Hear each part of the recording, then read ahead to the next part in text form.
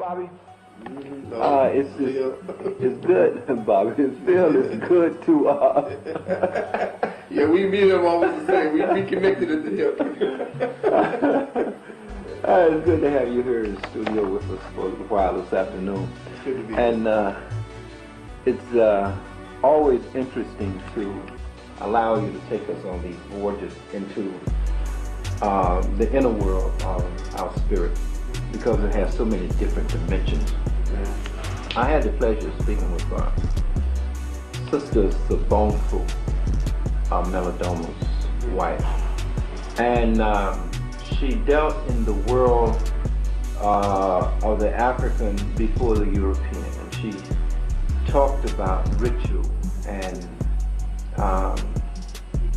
it sounded a lot like magic when she talked about her village and the rituals and the reason for rituals, and then going into rituals, they were able to go into other worlds. And what I saw was that African people lived in an entirely different world.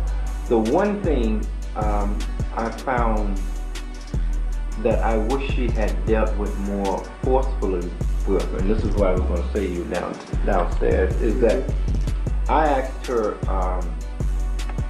to describe more or less the spirit that we're dealing with. Obviously, this European is not the same as we are, and he has brought both death to our physical world as we know it, even destroyed our mental capacity to see our world as we saw it, by taking away our language, our culture, and that was really forcefully done. But we are dealing with death to our world and to us. And I asked her if she would describe what kind of spirit we're dealing with. And I want to ask you the same question, because she did say that we were dealing with the spirit of death, of destruction, that it was not. It was a completely alien spirit. But then when I asked her, how would we kill it? She laughed and she said we would have to heal it. And that's where we parted company. But I mean, that's it's the same thing, actually. Oh. Yeah. Well, what are we dealing with? And I'm asking you the same question. Yeah. First though, what are we really dealing with? It is not us. It's not the same. How different is it? Why is it different? And talk about that differences. Well, you have to just take it in stages. You said something very pertinent about ritual.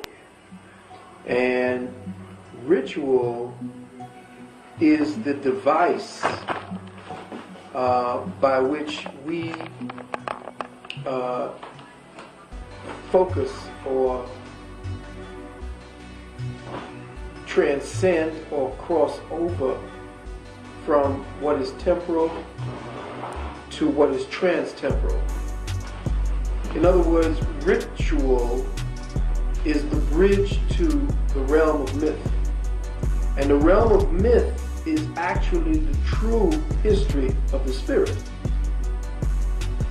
See, the Caucasoid locks us into this physical illusionary history and tells you that myth is something that is the machination or the creation of the imagination of our humanity, when actually it is actually the interpretation by the spirit of its own physical invention. So when we do ritual, we cross the bridge between the realm of illusion and into the interpretation that the spirit has of the physical world. And we were living more in the spiritual world because as a people we were more into ritual. And thus by that we had a greater ability to see things before they happened. Because in the realm of myth or in the realm of the metaphysical world, all things physical are the byproduct of the metaphysical world. So we lived in the world of metaphysics. We lived in the trans-temporal world, and we crossed the bridge from our illusion back to our reality when we did ritual. The spirit of what it is that you say, how do you kill the spirit? And she says, well, you kill it by healing it. She's right. When we heal ourselves of our focus into and participation, or the need to participate in the world of illusion that he continues to keep and refining and continue to keep making more pleasant and appealing for us to participate in. Once we secede or retract our participation in the world as he is giving it to us, his world crumbles. Once we begin to transcend the temporal world that he has fashioned and go into the trans-temporal world through our rituals, we begin to connect up to a whole other universe of realities that our ancestors first laid down. Now you have to also look at it. He is another creature frequency. He is another creative frequency identity. He is, just to, I don't know, he has offended us in the past by our blackness. So I'm going to reverse that field and talk about something that would look like it's offensive, but it is offensive. When the Caucasoid studies diseases, he sees that most of the diseases that start up as a result of the incursion of white blood cells. White blood cells actually come into play in your body when a disease is present. So let's look at that scenario. When the white man came to prominence, obviously the body of the black consciousness must have been diseased.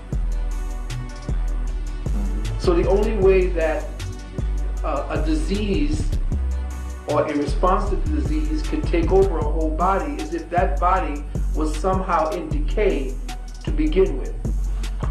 So the natural progression to a diseased state would be nature responding the way she does in microcosm as she does in macrocosm. So if we look at a microcosmic response to diseases as the evidence of leukocytes or white blood cells, as we call them, they become evident when you see disease happening. Now, overload of these white blood cells would create leukemia. So you see people die from leukemia because there's an overload of white blood cells. For instance, when you eat a piece of pork, your white blood cell count rises to the level of a person who has leukemia. That's correct. So if you eat a piece of pork and you wait for a while and then draw blood, there would be enough leukocytes and white blood cells in your system that if nobody knew any better, they would say that you have a leukemic situation. So something had to happen to the physical reality of what we call people of color, our melanated brothers and sisters. It either had to be the ending of a time, or the wearing out, or the end result, or the epilogue. Let's just say this. The epilogue to our spiritual journey in the flesh as people of color was our cessation from the illusions that we were participating in. And as that body died for our lack of participation in it, in came the white man. And just like any other destructive cancerous cells, because if you look under the microscope, you would look at the white man, you would look at the cancer cell, and you would see that it was white. So if all cancer cells in microcosm are white, if all things that are dead show up to be, and we don't even call him white, I call him recessive. So they're not the white people, they're recessives. And we call them by what they are by classification. They are recessives. They are the recessive component of humanity. And they cannot be, or they cannot create a dominant structure. They can only create a destructive structure because they come from a recessive strain. So a recessive strain cannot create a dominant consciousness that will take us forward. You're right when you're saying, what is the spirit? The spirit is our lack of attention to this plane. I believe that our ancestors went forward to a whole other reality, and that a lot of us were the rear guard to keeping this realm stable so that the journey to a mentor could could go along smoothly. We took the brunt of the disease that came upon this planet to make it, to block the entrance for the disease to come any further than us. We had to take everything that this Caucasoid took at us because our people